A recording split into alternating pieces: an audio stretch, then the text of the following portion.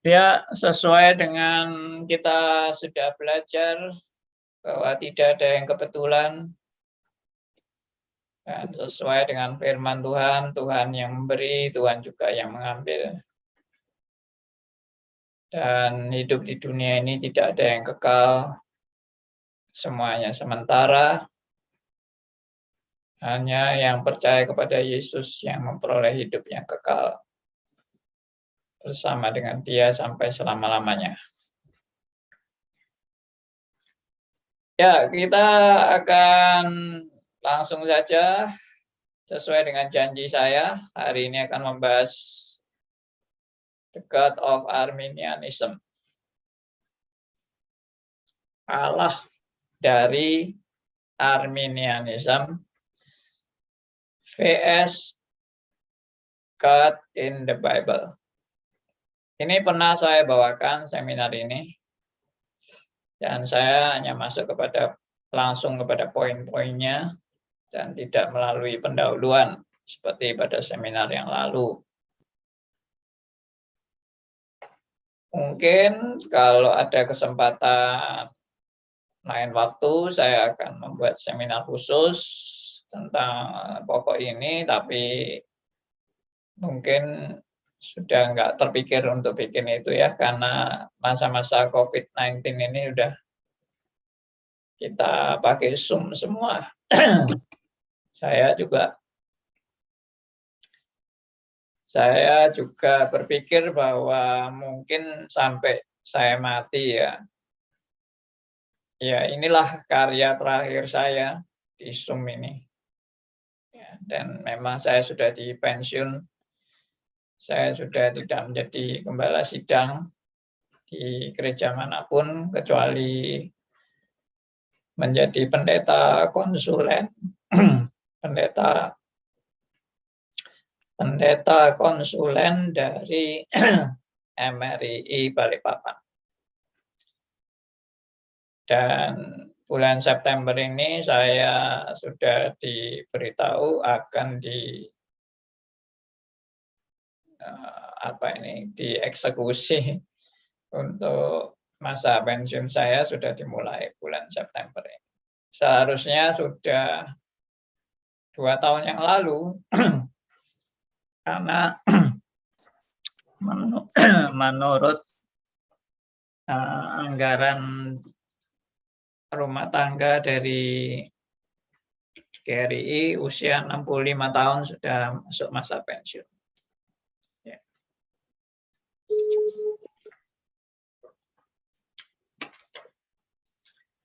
Ya, jadi saya juga nggak tahu setelah pensiun saya masih diberi kesempatan melayani atau enggak, saya juga nggak tahu ya. Wait and see aja. Hidup saya di tangan Tuhan, dan Tuhan mau berbuat apa, saya sudah percaya pada kedaulatannya, dan saya cuma diajar berbuat yang terbaik, semua untuk kemuliaannya, dan semua untuk membangun jemaat. Ya, itulah kerinduan saya, supaya hidup saya boleh dipakai membangun jemaat sampai tugas saya selesai. Baik, saya langsung aja share dari bahan ini tentang the God of Arminianism.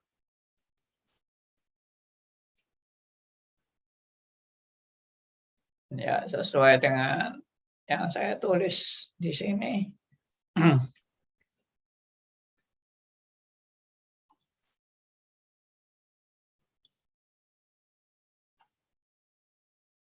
Jadi saya menulis di sini bahwa materi saya ini berdasar atau mengacu pada artikel dari Pendeta Stephen Hope. Ya, saya tidak kenal beliau, tapi pendeta ini sudah emeritus juga dan seorang pendeta senior dari PRC, Protestant Reformed Church. Ada beberapa kalimat-kalimatnya yang saya ubah, jadi saya tidak 100% mengutip kalimatnya dia. Jadi ini sudah versi saya. Oke, kita mulai aja dengan materi The God of Arminianism ini. Oke, selamat datang bagi Pak Dhani dan Pak Heru. Kita langsung aja mulai. Yang pertama, Allah menurut konsep Arminianism, yaitu Allah yang mengasihi setiap individu di dunia dan berkeinginan dengan tulus untuk menyelamatkan mereka semua. Ya, konsep daripada Arminianism ini tentang Allah itu dari Yohanes 3:16, 2 Petrus 3:9, 1 Timotius 2:4. Yohanes 3:16 kita sudah hafal, ya, karena begitu besar kasih Allah akan dunia ini, sehingga Ia mengaruniakan anaknya yang tunggal, supaya barang siapa yang percaya kepadanya tidak binasa, melainkan peroleh hidup yang kekal.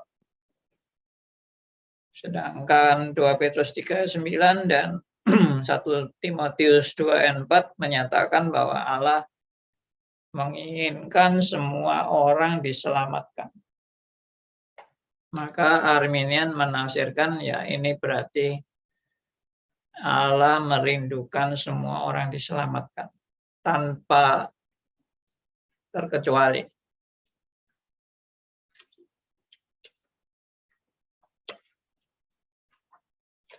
Saudara kalau mau screenshot juga silakan, tidak apa-apa, saudara ambil aja poin-poin ini. Jadi tidak usah minta saya, langsung aja copy dari layar Anda.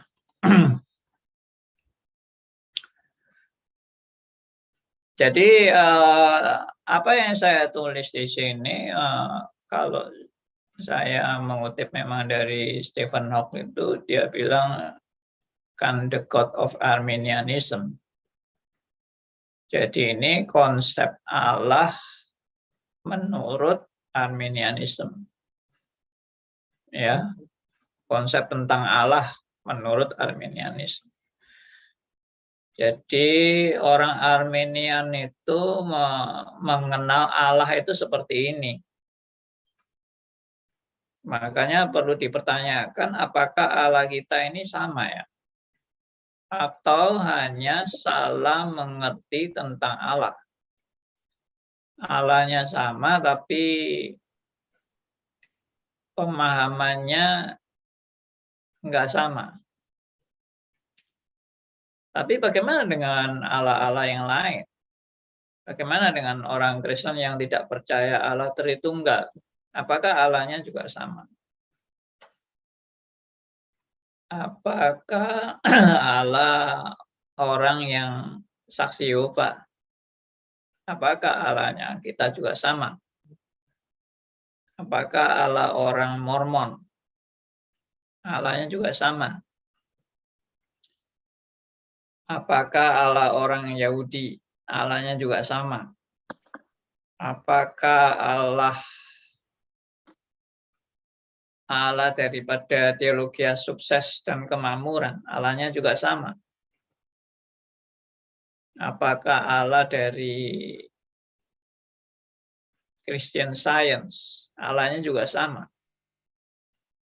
Apakah Allah dari Children of God? Allahnya juga sama.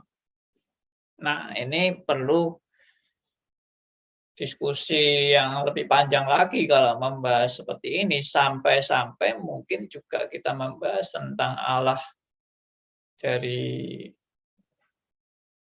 mungkin agama Katolik, Allah dari bahkan agama lain. Bagaimana dengan Allah agama Islam, Allah agama Buddha nggak ada Allahnya ya. Allah agama Hindu ya, atau Allah dari pemahaman aliran teosof, Allahnya kebatinan, pangestu dan sebagainya. Nah, apakah semua itu sama? Kita menyembah Allah yang sama. Termasuk tadi Arminianism. Tapi ada yang bilang, ya sama Pak, karena kita sama-sama menerima Yesus sebagai Tuhan dan Juru Selamat. Ya, mungkin saksi Yehova juga menerima Yesus sebagai Tuhan dan Juru Selamat. Ya kan? Dan mungkin juga Unitarianism juga menerima Yesus sebagai Tuhan dan Juru Selamat. Ya kan?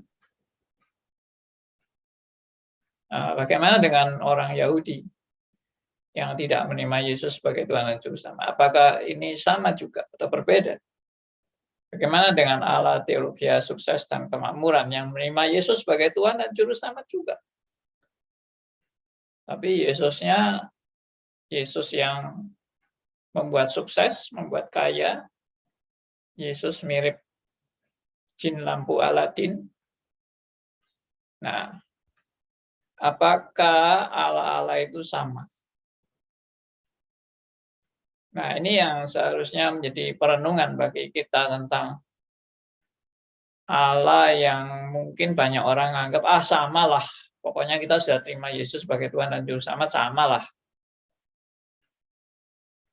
Kalau saya mungkin masih harus dengan hati-hati menjawabnya. Saya bilang bisa sama, bisa enggak. Ya, bisa sama, bisa enggak. Karena belum tentu orang yang menerima Yesus sebagai Tuhan dan Juru Selamat itu betul-betul memang sudah punya relasi yang benar dengan Allah.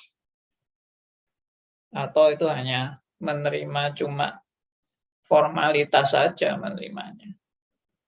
Atau menerima Yesus yang enggak sama. Yesus yang diterima beda. Nah, coba ini menjadi perenungan bagi Anda dan saya dalam hari ini. Ini kita bukan untuk mau menghakimi orang, karena kita nggak tahu memang siapa yang benar-benar menyembah Yesus yang benar atau menyembah Yesus yang palsu. Kita juga nggak tahu. Tapi yang jelas di Alkitab itu ada Yesus-Yesus yang lain. Ya, coba kita lihat ayatnya. Mungkin beberapa teman yang sudah ikut stris pasti juga udah tahu ayat ini. Ya, sebentar.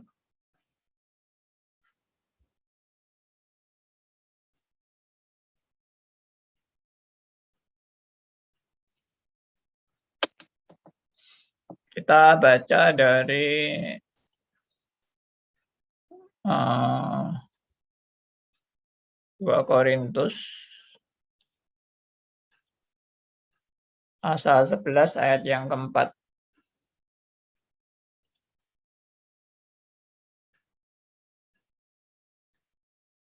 Silakan, ada yang mau bacakan 2 Korintus pasal 11 ayat yang keempat.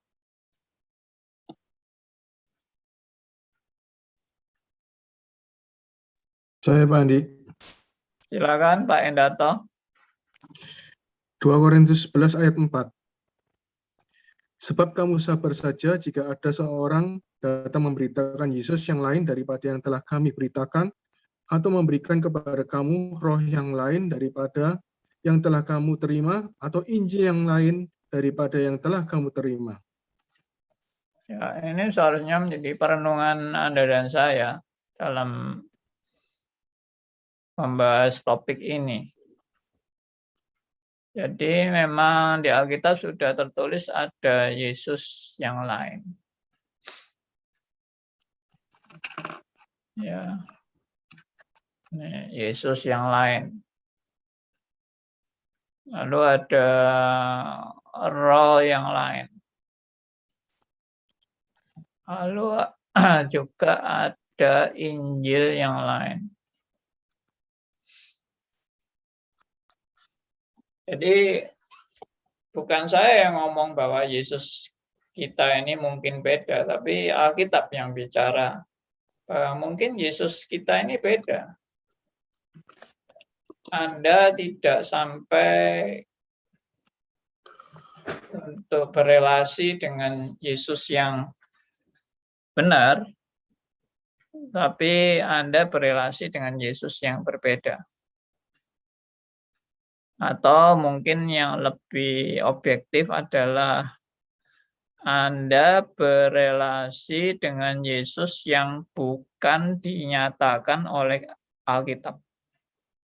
Yesus yang berbeda dari yang dinyatakan oleh Alkitab. Itu yang dimaksud yang lain. Bukan Yesus yang dari Alkitab, tapi Yesus yang di luar Alkitab. Nah, coba ini menjadi perenungan.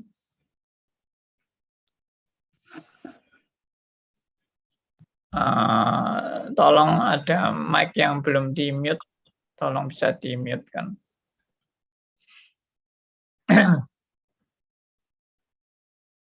Baik. Oke. Saya pelan-pelan ini ya. Tapi di pihak lain ya, Rasul Paulus itu pernah waktu mengabarkan Injil. Ya, di Kisah Rasul. Paulus memperkenalkan kepada orang-orang penyembah berhala itu bahwa kesannya itu mereka itu menyembah Paulus bilang sama mereka bahwa Allah yang mereka sembah itu sebetulnya yang mau diperkenalkan oleh Paulus. Paulus mau memperkenalkan Allah yang mereka sembah selama itu. Ya. Nah, jadi dengan kata lain, mereka menyembah Allah itu sebetulnya Paulus mau menjelaskan, ini loh Allah yang kamu sembah itu sebetulnya Allah yang aku mau kenalkan ini, begitu. Artinya,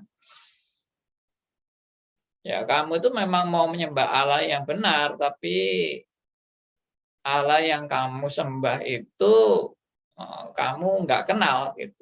Kamu nggak mengenal Allah yang kamu sembah. Nah, seperti itu.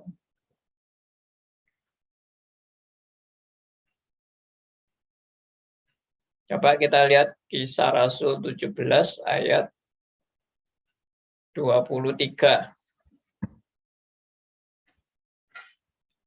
Kisah 17 ayat 23. Silakan yang mau bacakan.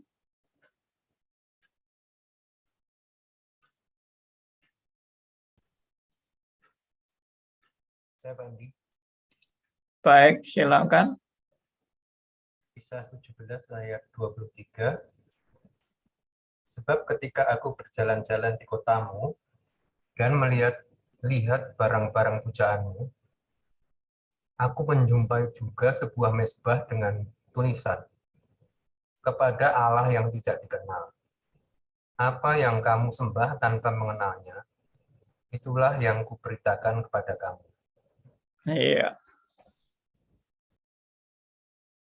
Nah, dan seterusnya nanti Anda bisa baca sendiri. Jadi Paulus mau memperkenalkan Allah yang tidak dikenal itu. Dengan kata lain, kamu itu sudah mau menyembah Allah yang kamu nggak kenal. Sekarang aku mau kenalkan Allah yang kamu nggak kenal itu. Berarti kelihatannya bisa ke arah sebetulnya kamu itu sudah, Allahmu itu sebetulnya sama dengan Allahku, cuma kamu nggak kenal gitu. Sekarang aku mau kenalkan Allahmu itu.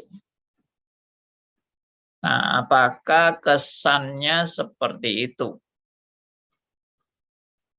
Sehingga Paulus dalam ayat-ayat berikutnya dia memperkenalkan bahwa Tuhan itu Allah yang menjadikan langit dan bumi, ya, tidak diam di kuil-kuil, ya, dan menjadikan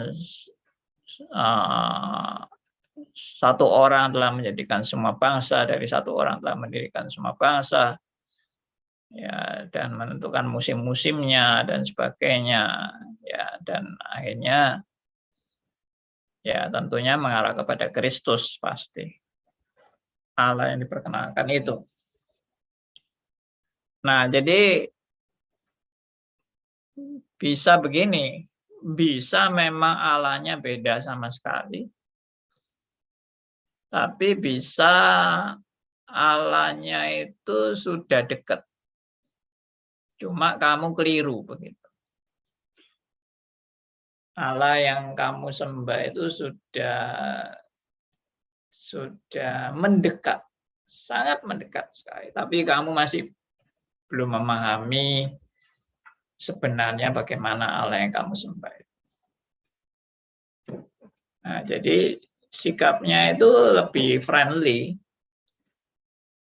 Pendekatan Rasul Paulus pada waktu itu ya, di Kisah Rasul tadi itu lebih friendly daripada justru Paulus bilang di Jemaat Korintus bahwa kamu itu sabar saja kalau ada orang yang sudah memberitakan Yesus yang lain. Itu sangat berbahaya sekali itu Yesus yang lain. Ya, itu tidak bisa ditolerir. Yesus yang lain itu tidak bisa ditolerir. Ya, apalagi juga kalau kita baca dari Galatia pasal 1. Nah, coba kita buka. Ya, ini sebagai pendahuluan aja tentang Allah kita ini, Allah yang beda atau Allah yang sama yang kita sembah ini. Oke, Galatia pasal 1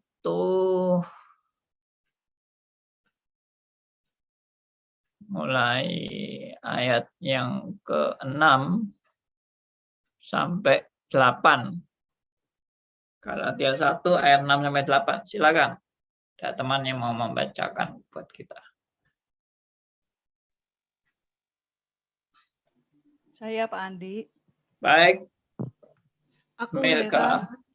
Aku heran bahwa kamu begitu lekas berbalik daripada Dia yang oleh kasih karunia Kristus telah memanggil kamu dan mengikuti suatu Injil lain. Ayat 7, yang sebenarnya bukan Injil, hanya ada orang yang mengacaukan kamu dan yang bermaksud untuk memutarbalikkan Injil Kristus. Ayat 8, tetapi sekalipun kami atau seorang malaikat dari surga yang memberitakan kepada kamu suatu Injil yang berbeda dengan Injil yang telah kami beritakan kepadamu, terkutuklah dia. Wah, ini keras sekali ini. So, Paulus menegaskan kamu itu sudah mengikuti suatu Injil yang lain. Dan itu dari orang yang mau mengacaukan kamu dan bermaksud memutarbalikkan Injil. Tapi sekalipun kami atau seorang malaikat dari surga yang memberitakan kepada kamu suatu Injil yang berbeda dengan Injil yang telah kami beritakan kepadamu, terkutuklah dia. Nah, ini sikap yang keras sekali dari Rasul Paulus. di dalam memperkenalkan Injil yang berbeda itu. Dan tadi di Korintus tentang Kristus yang lain, Injil yang lain, dan roh yang lain. Ya, itu sudah warning yang keras dari Rasul Paulus tentang ajaran-ajaran yang menyimpang dari Alkitab. Jadi mungkin agak beda ya dengan pendekatan kepada mereka yang memang belum tahu sama sekali tentang Allah yang benar. Dan mendidik umat Tuhan yang sudah seharusnya mengenal Injil yang benar. Kamu itu seharusnya sudah mengenal Injil yang benar, Kristus yang benar, tapi kamu masih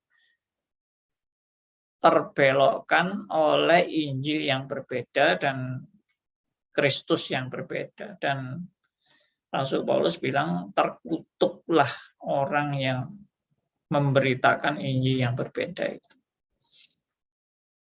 Jadi nggak main-main ini. Jadi bagi orang Kristen jangan bilang, nggak apa-apa lah, kita jangan cari musuh. Kita bersahabat saja, meskipun mungkin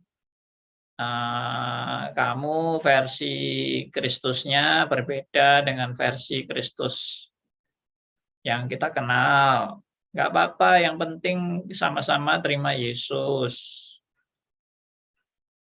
Menurut saya, himbauan-himbauan untuk berdamai dengan ajaran-ajaran yang tidak kembali kepada Alkitab itu sangat-sangat berbahaya justru. Kita bukan mau cari musuh, sekali lagi juga bukan. Memang lebih baik bersahabat memang daripada cari musuh. Tapi tidak bisa kita mengutamakan persahabatan dan mengorbankan kebenaran. Itu. Maka itu di waktu gereja abad pertengahan tentang ajaran-ajaran yang menyimpang dari Alkitab itu perlu disidang dalam sidang gereja. Kalau zaman sekarang ini rasanya sudah tidak ada sidang-sidang gereja itu, dan semua orang, bahasa Jawanya, sakarepe dhewe atau semau gue, membuat ajaran-ajaran versinya sendiri. Dan tidak pernah ada sidang gereja lagi untuk menguji ajarannya, betul-betul alkitabiah atau sudah sesat dan bidat. Nah itu. Makanya di abad-abad awal, abad 3, abad ke-4 itu banyak sidang-sidang gereja juga.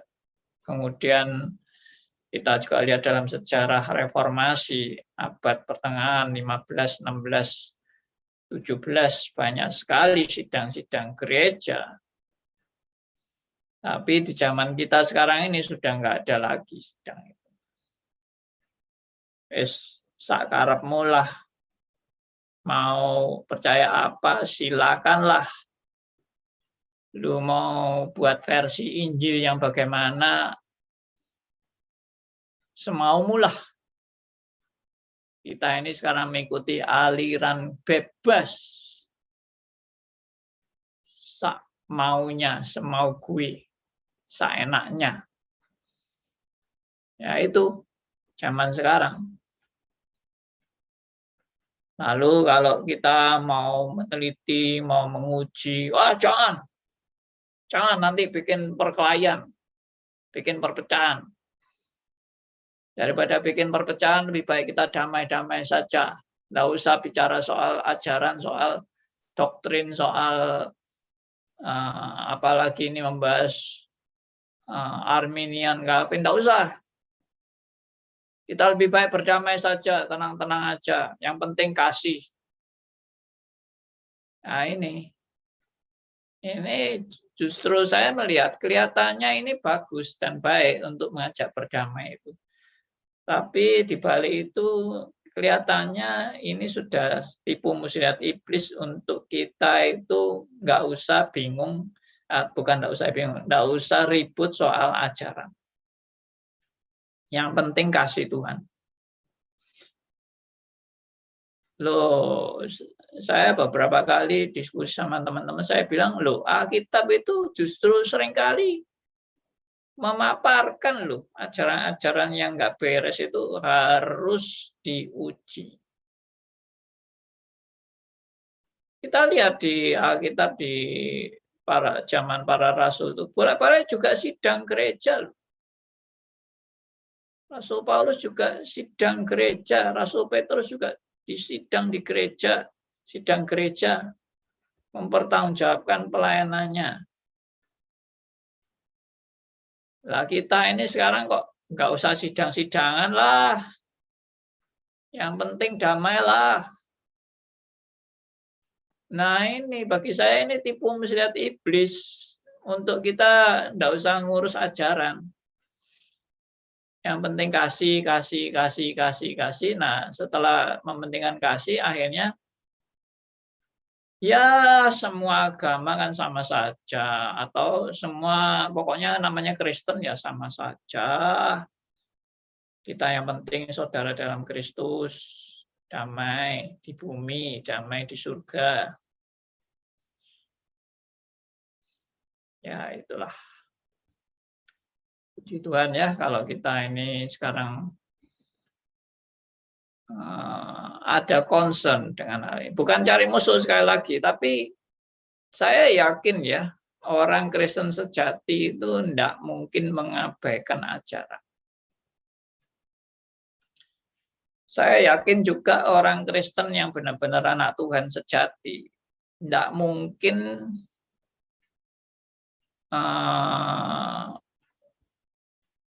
tidak peduli dengan keadaan-keadaan ajaran-ajaran yang saling bertentangan di dalam kekristenan. Lalu pokoknya aku tidak pedulilah ajarannya apapun, pokoknya aku melayani Tuhan. Pokoknya aku memuliakan Tuhan. Aku tidak peduli ajaran. Tidak mungkin. Kenapa? Karena ajaran itu fondasi gereja. Dan fondasi iman orang percaya. Saudara sebagai orang percaya itu mau mengabaikan ajaran itu bagaimana? Ya kalau gitu Alkitab buang aja tuh. Yang penting kan kasih aja. Alkitab itu bisa langsung dirumuskan cuma dalam kata KASIH. 5 kata saja, kasih. Udah beres. Jadi tidak usah teliti-teliti Alkitab, tidak usah berdiskusi, berdebat. Ya, apalagi Arminianisme, Calvinisme ini menimbulkan perpecahan. Saya bilang justru enggak. Saya justru merindukan ada persatuan, tapi melalui belajar bersama dan melalui kerinduan kembali kepada Alkitab. Sudah, kalau Anda anak Tuhan sejati, mari kita kembali kepada Alkitab. Oke, sudah ya, ini pendahuluan sudah cukup panjang. Jadi memang perlu kita meneliti Allah yang kita sembah ini betul-betul Allah menurut Alkitab atau enggak. Kalau Allah yang kita sembah bukan menurut Alkitab, cepat-cepat bertobat, kembali kepada Allah yang diperkenalkan Alkitab. Oke, saya mulai share lagi bahan tadi. Jadi ini.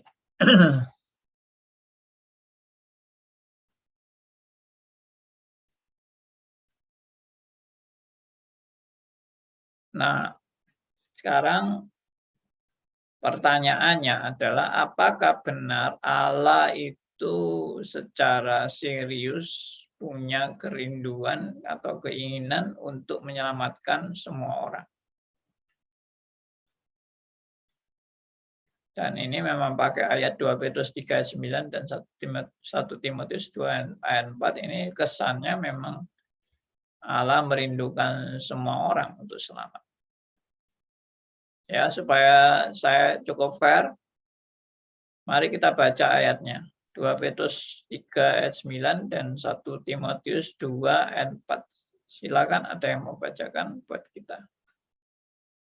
2 Petrus 3 ayat 9 dan 1 Timotius 2 ayat 4.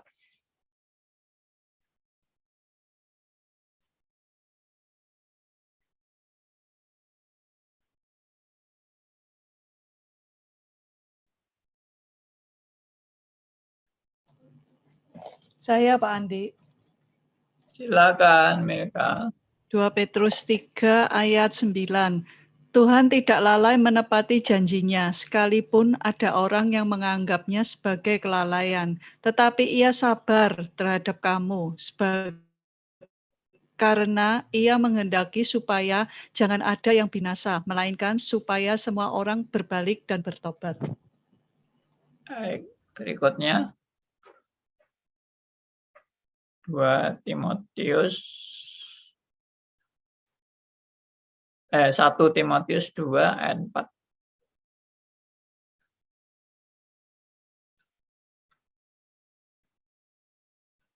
Silakan, siapa yang mau baca? Saya Pak Andi. Silakan. 1 Timotius 2 ayat 4. Yang menghendaki supaya semua orang diselamatkan dan memperoleh pengetahuan akan kebenaran. Yes.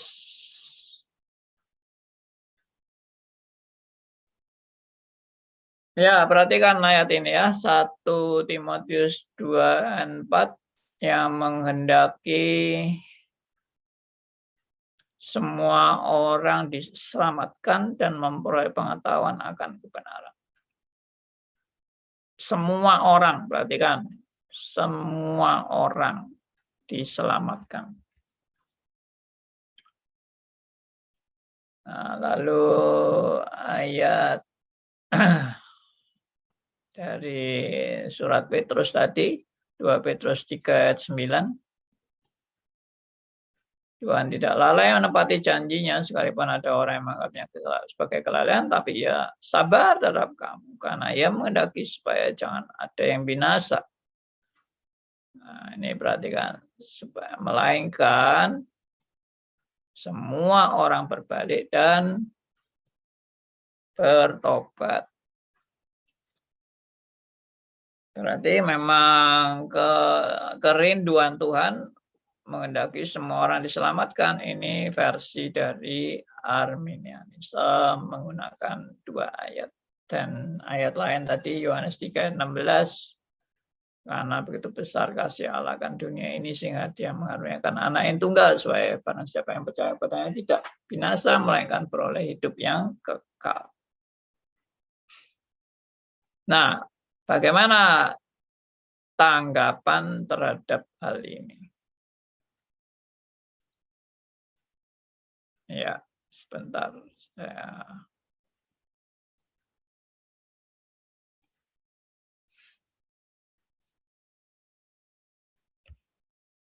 Tanggapannya. Allah dari Alkitab. Allah dari Alkitab sungguh-sungguh mencintai dan berkeinginan untuk menyelamatkan hanya orang-orang yang Allah telah pilih atau Allah telah tetapkan sebelum dunia diciptakan dan menyelamatkan mereka tanpa syarat. Ya. Jadi sangat-sangat berbeda, terbalik 180 derajat dari tadi. Bahwa kalau tadi itu Allah merindukan semua orang diselamatkan, tapi kalau versi Alkitab, Allah sungguh-sungguh memang mencintai dan berkeinginan menyelamatkan, tapi bukan semua orang, yaitu hanya orang-orang yang Allah telah pilih sebelum dunia diciptakan dan menyelamatkan mereka tanpa syarat. Ayatnya ada di bawah. Apakah saudara mau baca semua? Nanti waktunya habis. Tapi yang jelas ini sudah ayat-ayat yang menegaskan bahwa Allah itu sudah memilih sebelum dunia dijadikan dan sudah menetapkan. Jadi penetapan itu bukan karangan manusia ya. Saya dulu mungkin waktu saya masih Arminian, saya merasa bahwa doktrin Allah menetapkan orang untuk selamat itu hanya rekayasa manusiawi, ya, pikiran-pikiran manusia yang hasil rekayasa karena doktrin reform.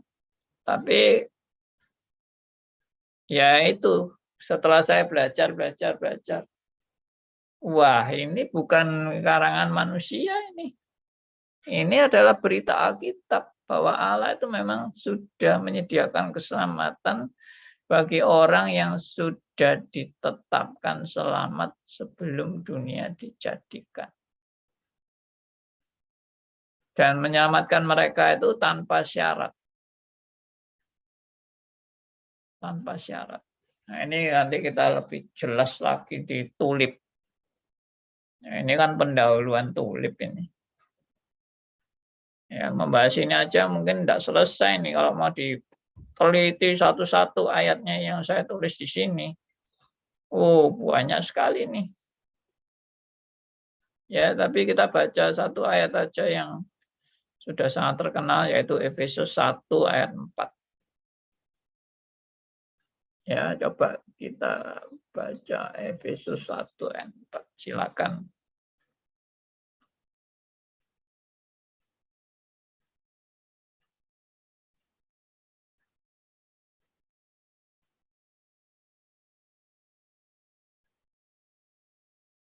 Silakan siapa yang mau bacakan Efesus 1 ayat keempat.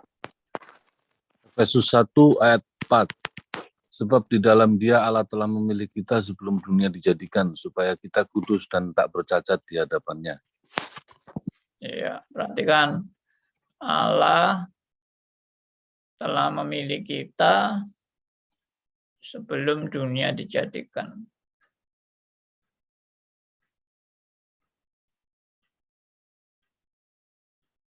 Nah, jadi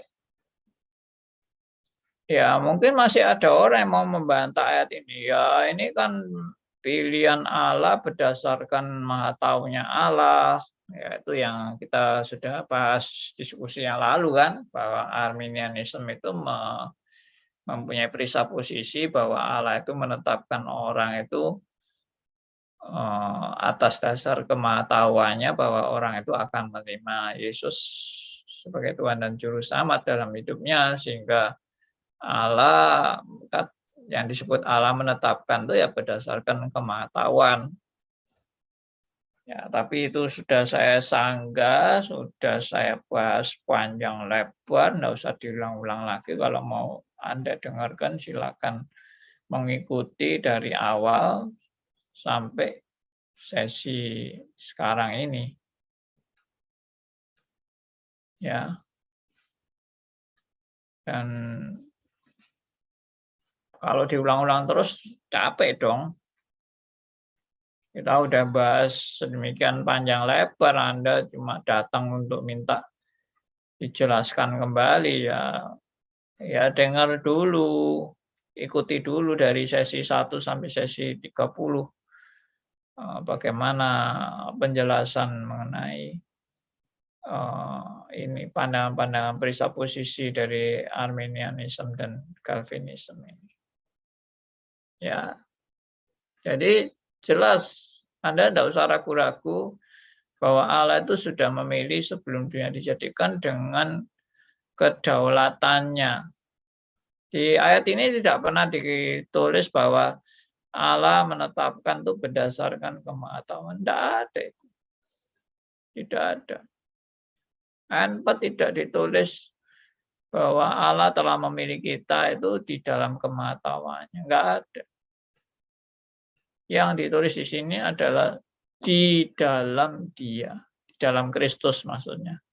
Allah telah memilih kita sebelum dunia dijadikan, supaya kita kudus dan tak bercacat di hadapannya. Ya, memang ada orang yang masih menyangkal ayat ini tidak berkaitan dengan doktrin pilihan, Pak. Ayat ini tidak berkaitan dengan keselamatan secara pribadi, Pak. Dan seterusnya, ya silakanlah mau dibantah, mau disangkal, mau tidak terima bahwa Allah sudah menetapkan sebelum dunia dijadikan, ya nggak apa-apa, tapi itu hak Anda untuk mau menerima atau menolak kebenaran ini. Tapi yang jelas doktrin pilihan ini sangat jelas dinyatakan oleh kitab suci dan bukan hanya ayat ini saja. Ya, Anda mau menyangkali ayat ini silakan, tapi Anda tidak bisa menyangkali ayat-ayat lain. Ya, dan doktrin pilihan ini sesuai dengan keseluruhan kesatuan doktrin dalam Alkitab. Anda juga tidak bisa menyangkali itu, bahwa manusia itu pada dasarnya sudah berdosa dan sudah kehilangan kemuliaan Allah atau kekurangan kemuliaan Allah, sudah bercacat, sudah ternoda oleh dosa, sudah buta rohani, sudah mati rohani, sudah tidak berdaya lagi di dalam mencari kebenaran karena sudah terdistorsi, sudah diperhamba oleh dosa, ya toh, mati rohani. Mau apa lagi kalau bukan Tuhan yang memilih? Yang jelas seluruh Alkitab menyatakan suatu kebenaran bahwa bukan manusia yang memilih Allah, tapi Allah yang memilih manusia. Bukan manusia yang mencari Allah, tapi Allah yang mencari manusia. Manusia tidak pernah cari Allah dari dirinya sendiri. Manusia hanya mencari kepuasan dan kenikmatan untuk kepentingan egonya. Itu yang dicari manusia. Jadi kalau bukan Allah yang memilih kita, maka kita pasti binasa. Ini sudah doktrin yang menyatu secara keseluruhan, secara komprehensif, secara integrated, secara konsisten. Ya, Anda menolak doktrin ini berarti Anda sudah terbentur dengan ketidakkonsistenan dalam keseluruhan doktrin dan kesatuan doktrin dalam Alkitab. Ya, saudara, kalau tidak percaya ya ikuti dulu dari nomor 1 sampai nomor 30 ini. Oke. Jadi ini membahas baru poin Pak Andi, pertama. tolong dijelaskan yang ayat yang kelima, Pak Indi. 1 Efesus 1 ayat kelima itu apa kelanjutannya, Pak, penjelasannya, Pak? Baik, sebentar. Ya, memang pasti itu kelanjutannya. Ya, ini ya berarti kan sebab di dalam Dia. Berarti di dalam Kristus toh, Allah. Jadi bukan sebab di dalam kemahatauannya, enggak. Di dalam Dia itu di dalam Kristus dan karya Kristus tentunya. Lalu ayat 5 dalam kasih. Nah, ini. Dalam kasih Ia telah menentukan kita dari semula oleh Yesus Kristus untuk menjadi anak-anaknya sesuai dengan kerelaan kehendak-Nya. Nah, ini kan juga sudah dibuktikan saya lagi jadi sebetulnya ayat ini dari ayat ke-3 ini sampai ayat 11 ya. Silakan dibaca. Ya, ini semua menunjukkan bahwa kita itu sudah diselamatkan karena di dalam penetapan Allah yang sempurna. Ya. dan di dalam meterai Roh Kudus. Sudah dimeteraikan dengan meterai Roh Kudus. Nah, ini menunjukkan kerja Allah itu kan dalam kekekalan.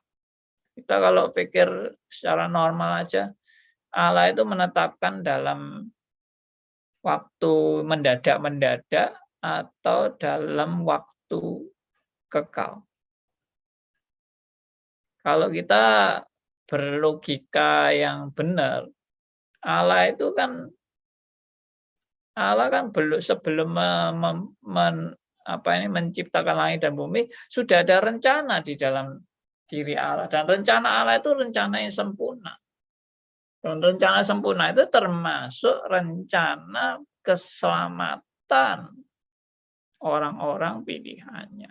Tidak ada mendadak-mendadak atau tiba-tiba atau spontanitas tanpa rencana tiba-tiba saja diselamatkan, itu enggak ada. Allah sudah punya rencana yang demikian sempurna. Nanti tanya lagi, Pak, bagaimana kalau begitu dengan kebebasan manusia, tanggung jawab manusia?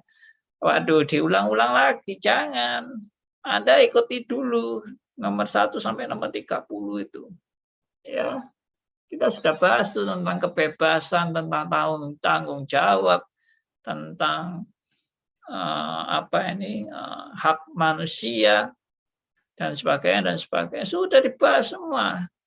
Kita tidak mau ulang-ulang lagi, nanti tidak selesai nih ulang-ulang terus ya.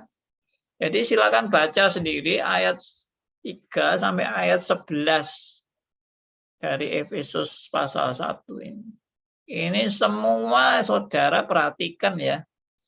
Keputusan Allah ini semua tidak pernah berdasarkan kondisi manusia. Tidak ada.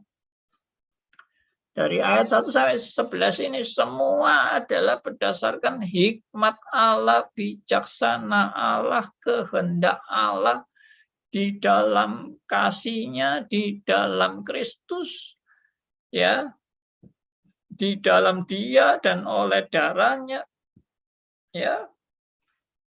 Nah, rahasia kehendak-Nya, semua itu ya, ini rencana kerelaannya, ya semua itu semua dalam rangka Allah sedang menggenapi rencananya yang agung, mulia, dan sempurna, tidak bergantung kepada kondisi manusia. Kondisi manusia itu kenapa tidak diandalkan? Ya karena semua manusia sudah bobrok dan sudah bejat, sudah rusak, sudah hancur, tidak ada yang bisa diandalkan dari manusia. Nah itu, kalau ngotot terus dengan Allah memilih berdasarkan kondisi manusia, Anda itu sedang mengenal Allah yang bukan dari Alkitab. Itu aja. Allah yang dalam Alkitab adalah Allah yang sempurna dalam keputusannya, tidak berdasarkan pada kondisi manusia, karena Allah adalah Allah yang berdaulat atas segala sesuatu, dan manusia yang sedang terpuruk dan tidak bisa diandalkan sama sekali. Itu yang Alkitab tunjukkan. Siapa Allah dan siapa manusia. Hanya kita tahu bahwa manusia tidak punya andil sama sekali di dalam keselamatan. Tidak ada andil. Ya, mau ngotot apa lagi kita ini semua. Oke. Nah, jadi kembali lagi ke sini.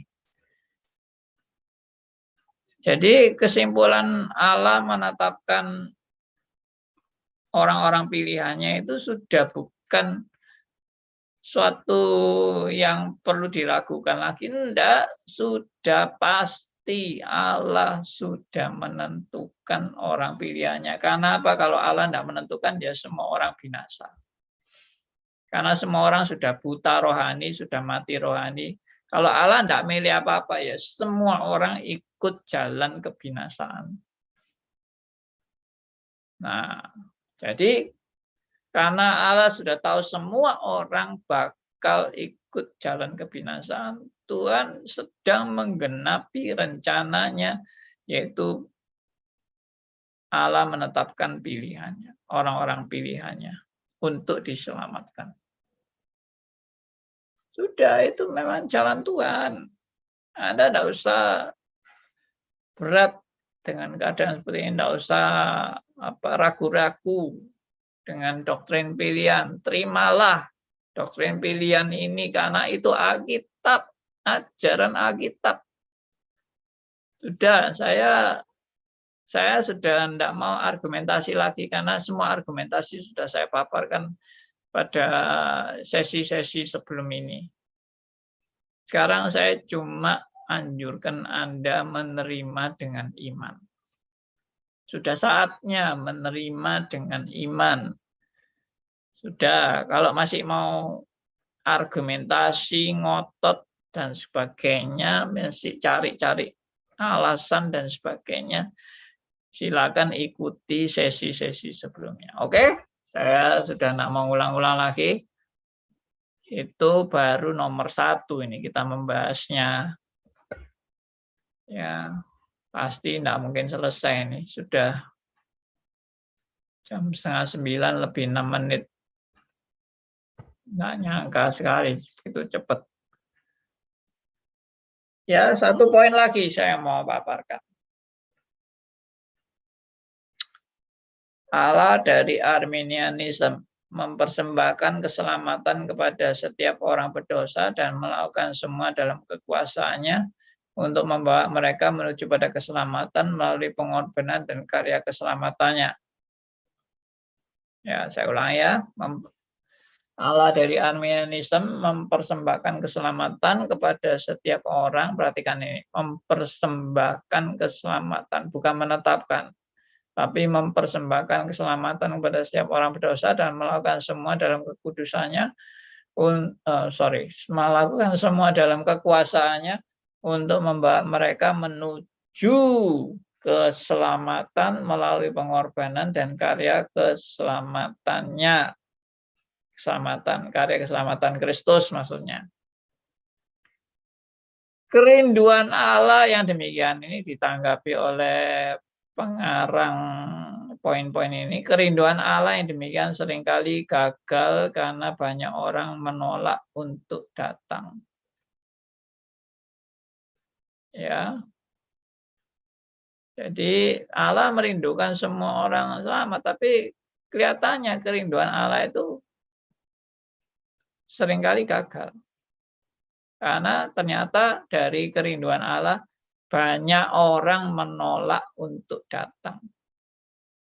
Jadi Allah kan tinggal tunggu kan, itu kita sudah bahas kan, Allah itu hanya menanti. Kalau Allahnya Arminianisme itu kan tidak menetapkan apa-apa, tidak menentukan apa-apa, tidak menyatakan otoritasnya apa-apa di dalam pilihan keselamatan, hanya menunggu, menawarkan dan menunggu. Hai saudara-saudara, aku sudah mengutus Kristus datang ke dunia. Silakan saudara yang mau selamat untuk percaya kepada Kristus yang sudah saya utus untuk berkorban bagi Anda semua. Siapa yang mau datang? Silakan, silakan, silakan. Siapa yang mau datang, siapa yang mau selamat, silakan terima dia. Yaitu Allah cuma menawarkan aja. Sepertinya Allah itu sedang jualan. Ya, orang-orang jual kalau di stand plat atau di rel stop-stopan rel kereta api gitu. Ya, ada orang-orang jualan ya toh. Tahu, siapa mau beli tahu. Ini sepertinya Tuhan menawarkan keselamatan itu. Keselamatan, siapa mau terima keselamatan? Anakku sudah aku persembahkan untuk mati bagimu. Siapa yang mau terima? Siapa yang mau terima? Lalu orang-orang itu memandang dengan sebelah mata dan menolak dengan sinis. Gua nggak butuh. Gua nggak mau terima. Keselamatan itu apa artinya? Bagi aku itu tidak ada artinya sama sekali. Ya sudah. Akhirnya Tuhan gagal dalam kerinduan untuk menyelamatkan semua orang. Nah, bagi saya Allah yang merindukan menyelamatkan semua orang ini Allah yang gagal. Karena kerinduannya nggak tercapai. Iya kan? Dia kan merindukan semua orang selamat. Dia merindukan semua orang tidak ada yang binasa. Tapi akhirnya ada yang binasa. Berarti kan kerinduannya gagal. Kerinduannya tidak tercapai. Keinginannya tidak bisa dipenuhi. Karena dia cuma menjadi penonton aja. Dia tidak mau menetapkan apa-apa. Dia cuma mau menawarkan saja. Nah, itu yang saya katakan yang lalu kan. Apakah Allah betul-betul serius untuk mau menyelamatkan semua orang? Serius benar nggak Allah itu menyelamatkan semua orang? Kalau serius, Allah itu gampang menyelamatkan semua orang. Kenapa dia tidak mau menggenapkan kerinduannya untuk menyelamatkan semua orang? Jawabannya saya tahu. Karena Allah menghargai kebebasan manusia. Dan Allah menghargai hak manusia untuk mau terima atau mau menolak. Tapi Allah sudah tahu bahwa manusia itu pasti akan banyak yang menolak. Kalau dia serius, dia akan menginsiapkan manusia-manusia yang menolak ini untuk akhirnya supaya mereka tahu bahwa mereka kalau menolak pasti binasa. Iya kan? Jadi kerinduannya itu harus diungkapkan dengan bukti yang nyata. Aku rindu menyelamatkan semua orang dan aku buat semua orang bisa selamat. Karena aku berkuasa dan aku mampu untuk bisa menyelamatkan semua orang. Ya, mampu menyelamatkan semua orang, tapi akhirnya ada yang tidak selamat, ya sudah, mau apa lagi? Nah, itu apa serius kalau seperti itu? Saya yakin kalau seorang ayah yang serius mau menyelamatkan anaknya yang bakal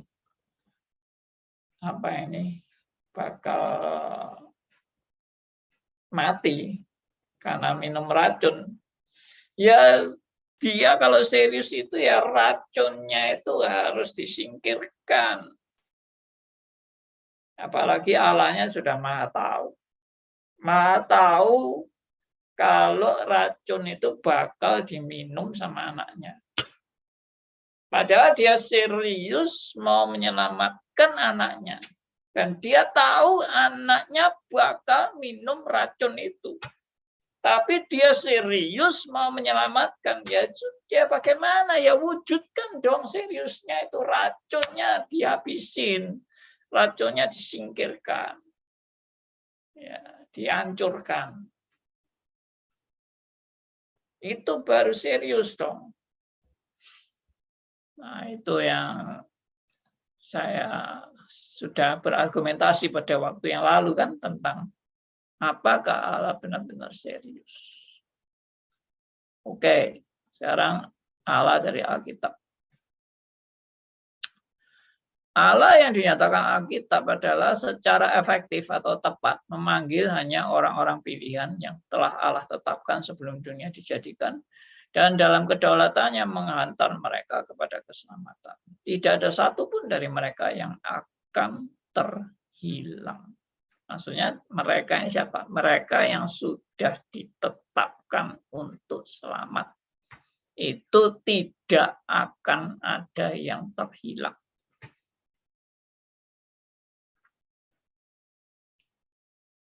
Ini perintah Alkitab. Bahwa Allah sudah menetapkan orang untuk diselamatkan. Jadi bukan Allah, sepertinya Allah itu hanya berharap-harap ya. Moga-moga semua orang diselamatkan.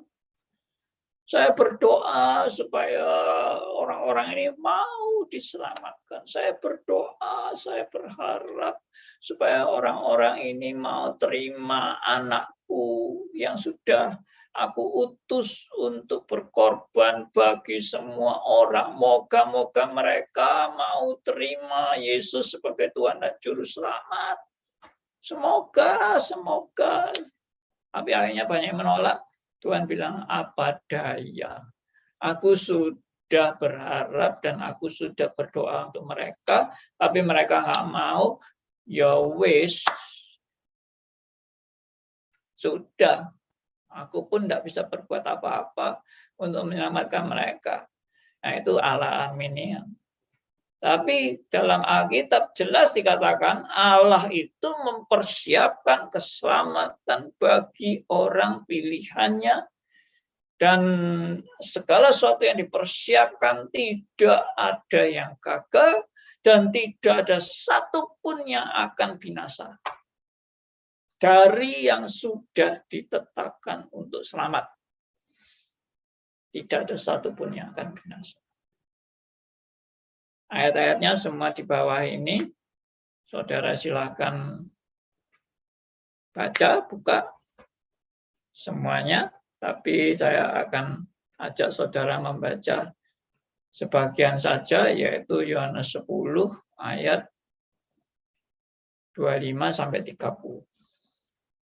Ya, ini penjelasan saya hari ini sampai di sini. Saya tidak bisa menghabiskan langsung, tapi nanti hari Kamis saya akan lanjutkan. Oke, kita baca Yohanes 10 ayat 25-30. Silakan, ada yang mau bacakan?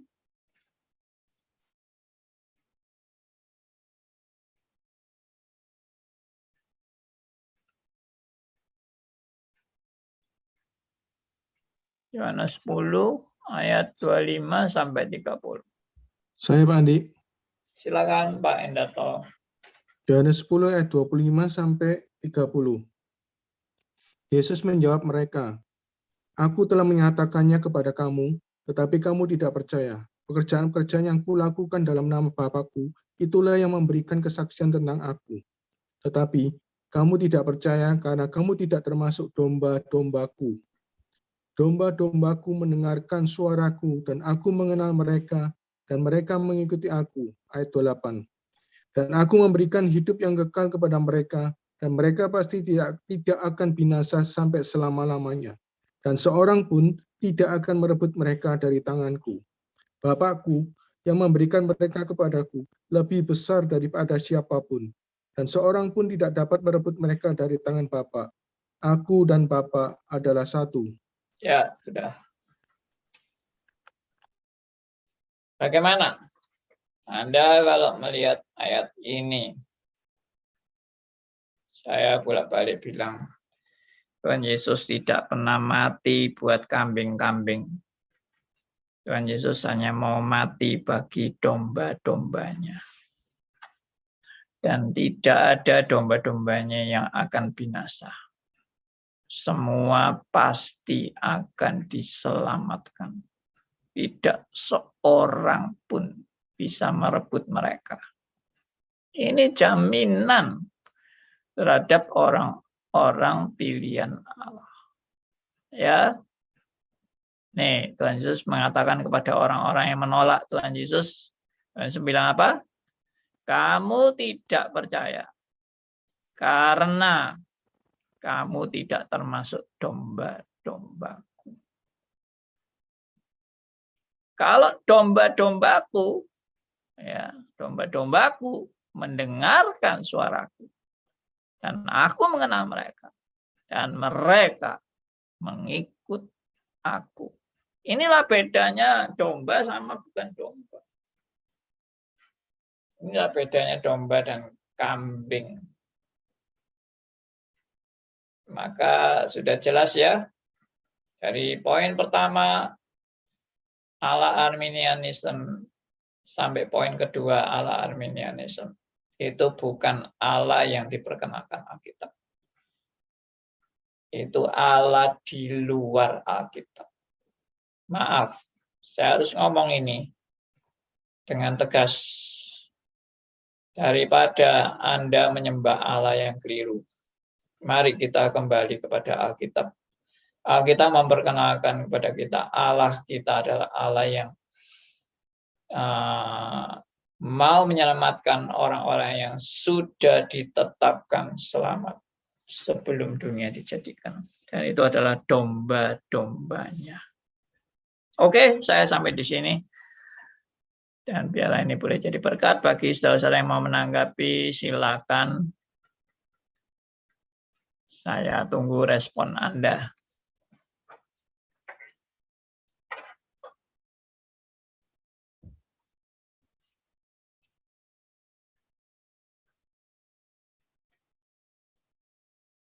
Kelihatannya tenang-tenang semua.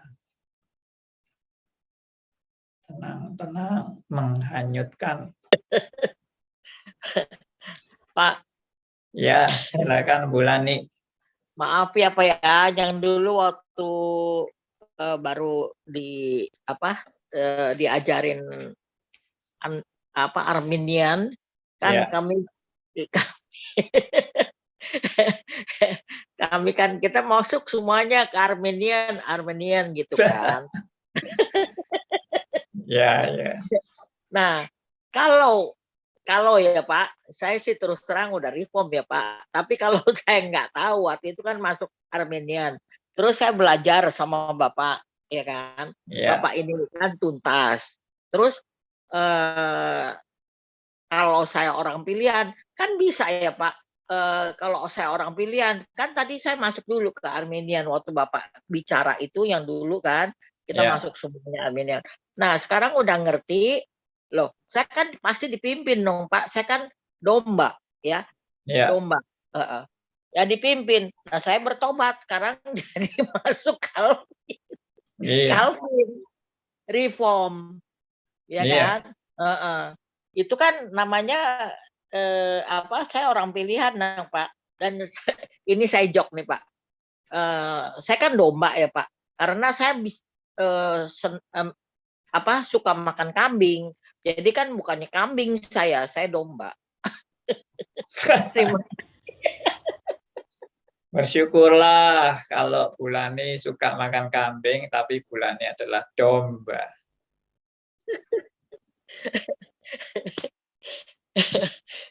Maaf ya Pak, biar seru aja. Pak. Termasuk yang dulu Martin kali ya, kalau nggak salah Pak Hendarto juga ya, yang dulu Arminis juga kan, yang dulu kita sama-sama. Semua kita ini kebanyakan Arminianisme semua. Iya. Dari lahir Armenian, Bu Lani. Nah, sejak lahir sudah Arminian. Saya senang banget jadi ketawa terus. Puji Tuhan bisa membuat Bu Lani ketawa terus ini. Saya senang banget Pak waktu tadi. Apalagi banyak pertanyaan, banyak jawaban tuh dari Pak Martin, Pak Sony, Pak Hendarto, Pak Keki. Sukacita Pak, sukacita. Ya, puji Tuhan. Pak Andi. Ya, Bu Milka, silakan. Yang Milka nggak paham sampai sekarang ini gini, kenapa ya kita bukan menyesali, hanya heran aja. Berarti kalau Milka pikir-pikir, berarti apakah gerakan Arminian ini lebih agresif dibanding Calvin gitu loh, hingga kita semua ini mayoritas lahir barunya ya dari Arminian. Itu logikanya gimana toh Pak Andi? Apakah memang berarti kalau Milka memandang dari sini, apakah orang-orang Calvin ini lebih banyak, maaf, lebih banyak berpuas diri, maksudnya gini, aku cerdas, nggak koyok kalian, nyembah Tuhan ngawur-ngawuran, seperti itu, sehingga lalu kita merasa kayak suatu kasta yang tersendiri. Calvinisme merasa kita ini wis benar, menyembah Allah yang benar, mereka ini ngawur, biarlah mereka hanyut dengan kengawurannya, atau gimana ya Pak Andi ya? Makasih. Terima kasih. Nah, ini Bu Milka juga sangat concern dengan keadaan begitu banyak orang Arminian. Dan rata-rata kita semua bertobat dari Arminianisme. Ya, kenapa begitu? Ya, karena memang itu yang ditulis oleh Spurgeon ya, bahwa kita semua ini lahir secara Arminianis, menjadi Arminianisme. Maksudnya secara natural kita ini pasti Arminianisme semua secara natural. Maksudnya karena apa? Karena Arminianisme itu yang masuk akal, yang menurut logika manusia itu cocok, dan memang secara manusiawi juga benar gitu loh. Karena ya manusia kan punya tanggung jawab, misalnya begitu. Manusia kan bukan robot. Manusia kan bisa memilih mana yang benar, mana yang enggak benar. Ya, manusia kan bertanggung jawab untuk perbuatannya, apakah dia mau setia atau tidak setia, dia mau ikut percaya atau tidak mau percaya.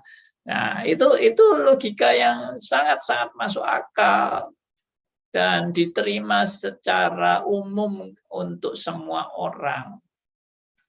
Jadi sebetulnya itu bukan salah siapa, tidak ada yang salah. Sebetulnya itu adalah natur manusia berdosa yang dengan sendirinya cocok untuk berpikir secara Arminianisme, karena memang kita semua sudah jatuh dalam dosa. Nah, lalu ada tulisan dari Spurgeon ini yang mengatakan bahwa kita kalau sampai bisa jadi reform itu karena benar-benar anugerah Tuhan.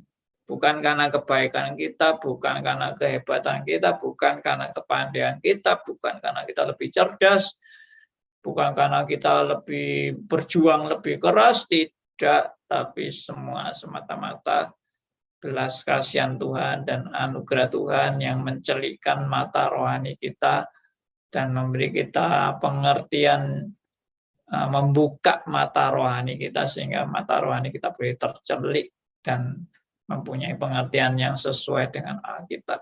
Ya itu aja. Sebetulnya itu yang menjadi penekanan itu only by grace-nya itu.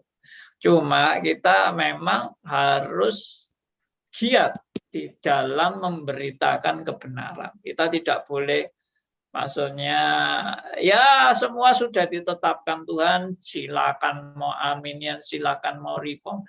Gua sudah pokoknya percaya pada kedaulatan Allah dan terserah penetapan Tuhan. Jadi kita tidak peduli dengan orang Arminian, biarin aja. No, kita harus punya concern, punya kepedulian, punya kerinduan untuk mereka kembali ke jalan yang benar, kembali kepada Alkitab, ya, biblical truths, ya, kebenaran Alkitab yang kita juga mau beritakan pada mereka, mengenai mereka nanti mau terima, mau nggak terima, itu kembali lagi kepada anugerah Tuhan. Tapi kita harus punya kerinduan, sama seperti sekarang ini saya kerinduannya ya melalui sesi Arminianism vs Calvinism ini, saya punya kerinduan banyak orang boleh kembali kepada Alkitab.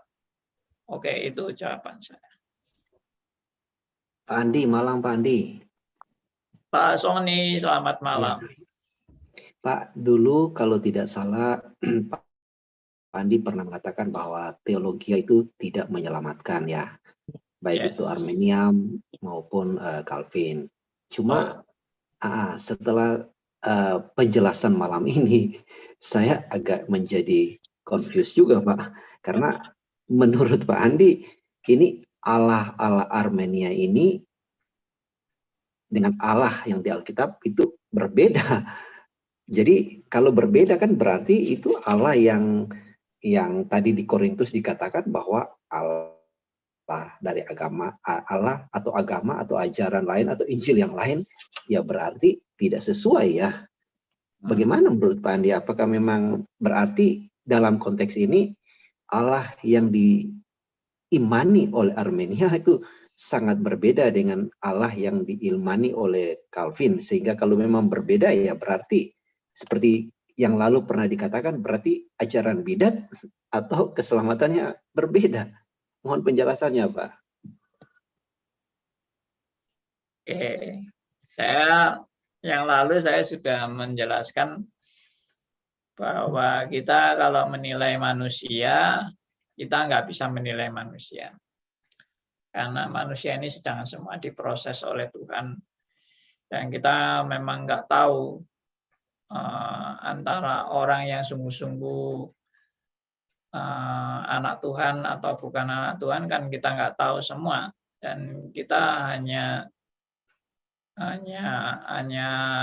yang kita soroti adalah bukan orangnya, tapi ajarannya. Ajarannya itu yang kalau memang tidak sesuai dengan Alkitab, kita harus tegas memang ini bukan Alkitab. Ini bukan ajaran yang kembali kepada Alkitab. Ini bukan ajaran yang sesuai dengan Alkitab. Ini bukan ajaran yang benar menurut prinsip-prinsip Alkitab. Nah, itu kita harus tegas. Ya, kalau nggak benar ya bilang nggak benar. Kalau benar ya kita bilang benar.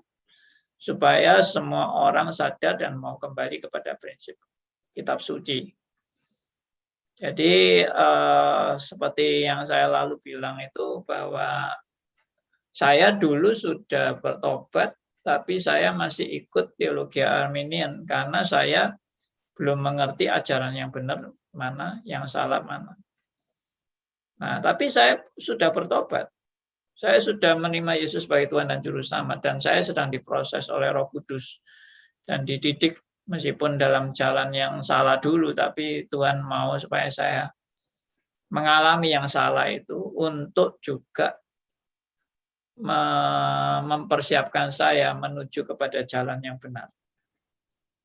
Kalau saya langsung ke jalan yang benar, mungkin saya nggak tahu Arminian itu apa, dan saya tidak pernah bergumul tentang Arminian, dan saya juga tidak peduli dengan Arminian. Tapi karena saya sudah pernah mengalami bagaimana jadi Arminianisme itu, bagaimana saya berjuang dulu, saya punya kerinduan benar, dan saya bisa menjelaskan kenapa saya jadi Arminian, dan bagaimana cara berpikir Arminian, dan bagaimana untuk jalan menuju pada kebenaran.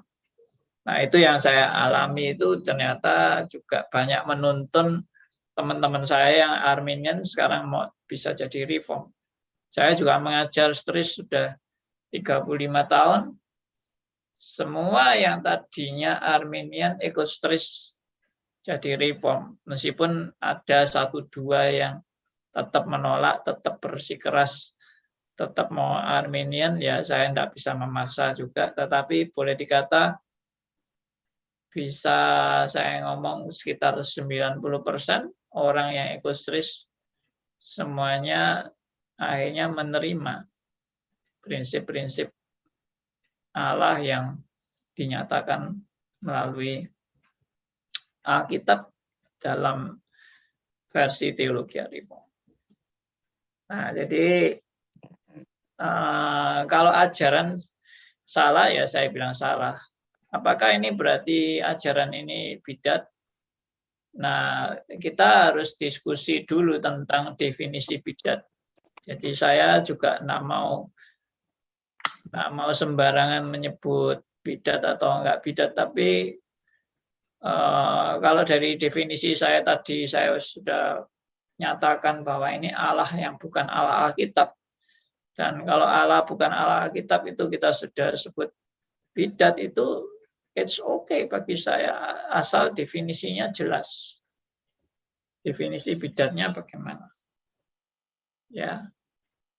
Ada orang yang bilang enggak bidat karena orang Arminian juga menerima Yesus sebagai Tuhan dan Juru. Nah, itu kan orang. Saya enggak mau menilai orang. Saya cuma mau menilai ajaran.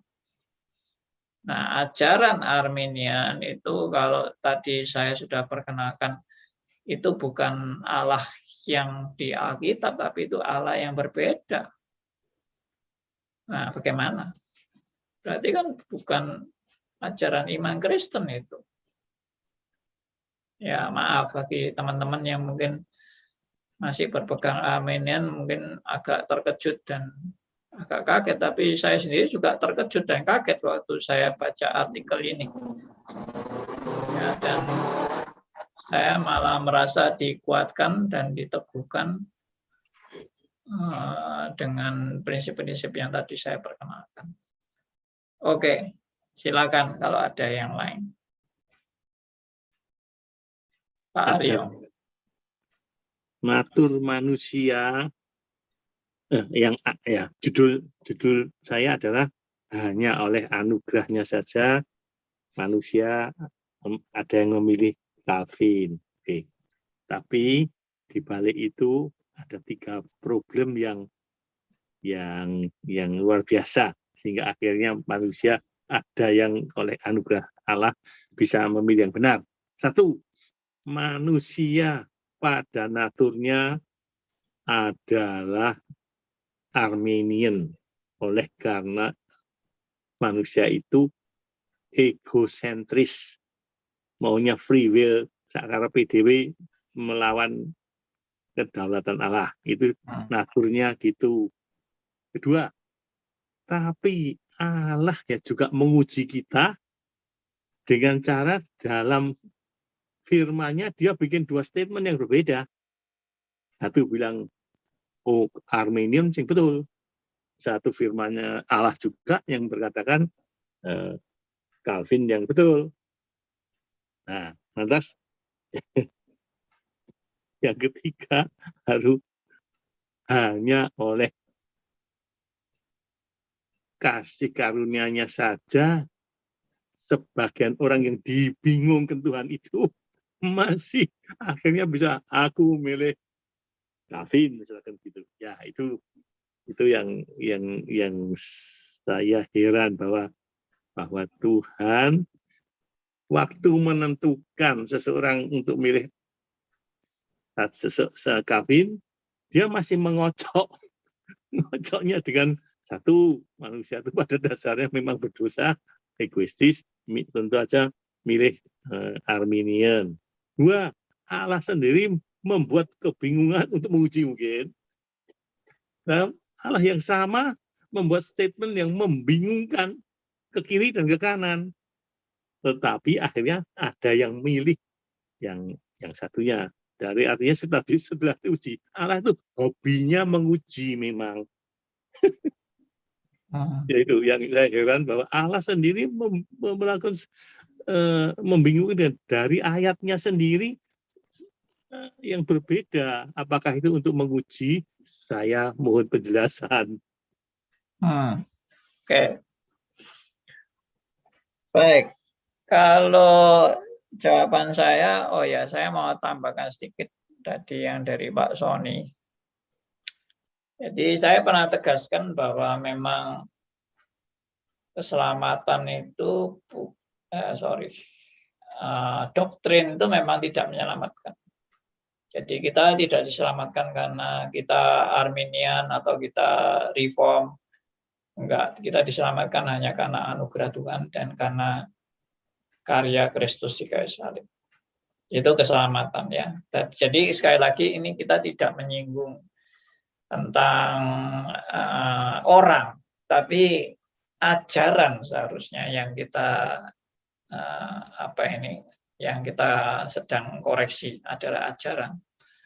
Lalu yang kedua tentang doktrin tidak menyelamatkan, itu memang doktrin tidak menyelamatkan, tetapi saya percaya orang yang dalam anugerah keselamatan dituntun dalam doktrin yang menuju pada kebenaran demi kebenaran. Jadi tidak mungkin orang yang sudah dalam anugerah keselamatan itu dituntun tambah lama tambah sesat. Nah, itu tidak mungkin. Saya percaya orang yang di dalam Tuhan dituntun oleh Roh Kudus untuk makin hari makin mendekati maksud Alkitab. Sehingga ada tanda-tanda pertumbuhan secara progresif. Jadi orang percaya. Jadi nggak mungkin pertumbuhannya tambah lama tambah sesat, itu nggak mungkin. Karena itu bukan Roh Kudus kan. Kalau Roh Kudus itu pasti akan membimbing kita menuju pada kebenaran demi kebenaran. Nah, itu poinnya di situ sebetulnya. Jadi saya percaya juga dari satu sisi ada memang yang sesat dan sebagainya itu ada, tetapi di sisi yang lain juga ada yang namanya pemeliharaan Allah. Jaminan dan pemeliharaan Allah. Nah, itu yang kita tidak boleh lupakan. Ya, Allah memelihara orang-orang percaya untuk dituntun tadi. Ya, kita ini adalah domba-domba, dan domba-domba itu mengenal gembalanya dan mendengar gembalanya dan mengikut gembalanya. Itu, dan gembalanya juga mengenal dombanya. Nah, itu poin yang harus kita pegang. Nah, kalau tadi Pak Aryo bilang mengenai kenapa ada ayat-ayat yang seperti itu, apakah Tuhan memang mau menguji dan kok seringkali membingungkan ayat-ayat dan sebagainya, sebetulnya itu adalah hal yang wajar. Membaca ayat-ayat yang menimbulkan multitafsir itu wajar. Saya melihat ya, manusia itu sejak awal itu sudah belajar menafsir. Ya, contoh saya ini sedikit sharing sehari-hari ya. Saya ini punya cucu, ya kan? Cucu saya baru umur 10 bulan, 11 bulan, mau 11 bulan. Nah, salah satu yang saya lihat, ya, kalau kita ini ketawa, kita kan melihat dia lucu kan. Lalu saking lucunya itu kita ketawa. Waktu kita ketawa, dia nangis. Selalu yang terjadi seperti itu. Jadi waktu kita ketawa itu saking lucunya dia itu, dia malah nangis. Nah, saya langsung melihat, wah kamu itu salah tafsir. Ya tentunya bayi nggak bisa diajak ngomong gitu ya, kamu salah tafsir. Kita ketawa ini bukan untuk nakut-nakuti kamu atau mengagetkan kamu, tapi kita ini bergembira, kita ketawa ini tapi dia takut dan dia menangis gitu. Nah, itu bayi aja sudah salah menafsirkan, sudah mulai menafsirkan. Nanti dia makin lama makin besar, dia baru tahu kalau orang ketawa itu seperti itu. Ya, nah bagaimana kita sekarang ini menafsir Alkitab? Itu tentunya memang bisa, kalau nggak belajar bagaimana cara menafsir Alkitab, ya itu tadi, asal sembarangan menafsir. Nah, itu makanya perlu ada belajar cara menafsir Alkitab. Itu perlu, karena kita tidak bisa menafsir Alkitab sembarangan, seenaknya sendiri itu tidak bisa. Sama lah seperti dokter itu menilai pasien, gejala-gejala yang ada di pasiennya, ya kan? Lalu misalnya pasiennya ini kulitnya jadi kuning, wah sakit kuning, langsung divonis sakit kuning, langsung kasih obat sakit kuning. Nah, itu pernah terjadi itu pada orang tua saya sendiri ya. Mama saya itu waktu itu lagi waduh perutnya sakit. Ya, lalu ditafsirkan dia sakit kuning, kasih obat sakit kuning enggak sembuh-sembuh. Akhirnya apa? Akhirnya empedu. Ya. Sakit empedu. Sehingga harus dioperasi empedunya. Nah, itu kan dokter menafsir. Bisakah dokter itu menafsir yang lain-lain? Oh, ini usus buntu. Oh, ini apa? Wah, bisa aja, tapi itu asal mendiagnosa. Itu tidak boleh kan, sebagai seorang dokter itu tidak boleh asal sembarangan menafsir gejala pasien begini, pasti begini. Belum tentu. Harus dianalisa dengan benar, harus didiagnosa dengan sangat teliti. Baru disimpulkan penyakitnya apa, baru dikasih obatnya. Itulah baru namanya dokter bertanggung jawab. Nah, kita baca Alkitab, nggak bisa sembarangan baca, lalu artinya begini, kalimatnya begini, pasti begini. Ya, itu namanya ngawur, ya toh. Asal aja menafsir sembarangan tanpa belajar dengan bertanggung jawab untuk menafsirkan Alkitab. Oke, saya harap itu jelas. Jadi bukan Tuhan tuh sengaja mau menjebak atau menguji atau apa, enggak. Itu karena manusia memang harus menafsir semua apa yang dia lakukan itu dalam menafsir semua. Belum tanya, Pak. Ya. Apakah pengertian tadi yang saya katakan menguji atau apa itu sebetulnya maksudnya adalah bahwa segala sesuatu yang terjadi itu di dunia ini memang mempunyai banyak sisi. Jadi artinya ini segala sesuatu itu paradoks, ya wes gitu, tadi ini jeblosnya. Intinya, jadi segala sesuatu sebetulnya kita harus ngerti tentang paradoks. Karena rumitnya menggambarkan sesuatu itu dengan jelas, maka baru bisa jelas kalau ada paradoksnya.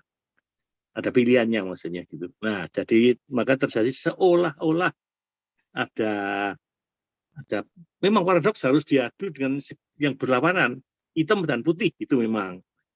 Jadi apakah sekarang itu anunya tujuan Tuhan itu segala sesuatu itu selalu paradoks loh. Makanya saya menyampaikan laki-laki satu hitam satu putih. Nah, sekarang kamu belajar sungguh-sungguh sampai mengerti itu. Terima kasih, Pak. Pak Andi, kalau seandainya Pak Aryo punya statement bukan bisa lebih cocok kah bahwa predestinasi Allah di dalam setiap hal gitu.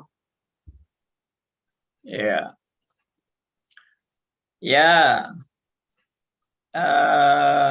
Semua unsur itu ada dan penting. Di dalam tadi belajar menafsir dan menafsir secara paradoks, lalu ada prinsip-prinsip predestinasi, dan semua itu harus menjadi bagian daripada hal yang sangat mendasar di dalam kita menafsirkan Alkitab. Makanya jadi orang Kristen itu tidak bisa asal nafsir. Tidak bisa pokoknya asal baca Alkitab sembarangan. Nah, ini waktu sudah melewati sampai 17 menit, saudara-saudara ya, tanpa sadar. Iya, ini tambah lama tambah seru ini, dan kita terpaksa harus selesai sampai di sini, saudara ya. Mungkin maaf ini banyak yang tidak sempat ini bertanya, mungkin masih banyak yang mau bertanya. Tolong kalau mau bertanya Anda bisa nulis saja di di kolom chat. Nanti saya akan jawab pada hari Kamis yang akan datang ya. Hari Kamis yang akan datang. Terima kasih buat semua rekan-rekan yang sudah ikut. Terima kasih buat rekan-rekan yang juga sudah dari ada yang dari luar negeri juga ikut. Kita bersyukur kiranya apa yang sudah kita bahas ini bisa melengkapi kita, dan sampai ketemu hari Kamis yang akan datang. Kalau ada yang mau tanya silakan tulis di chat atau di WA grup juga bisa, atau ini ada nomor stris ya mestinya ya. Tolong dari host bisa masukkan nomor strisnya supaya bisa ditulis di WA stris. Siapa ini hostnya? Tolong nomor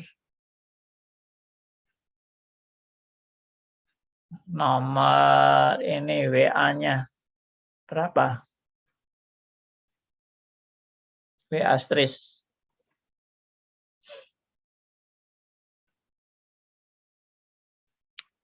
Belum ya?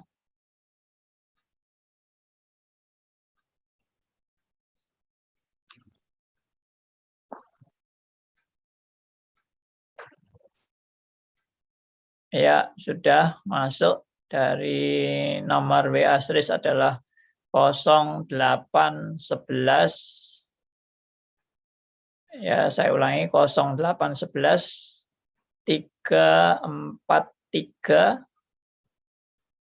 5454. 0811 343 5454.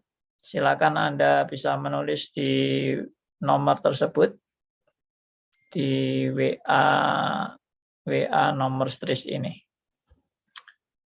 Baik, demikian kiranya sekali lagi kita bersyukur pada Tuhan atas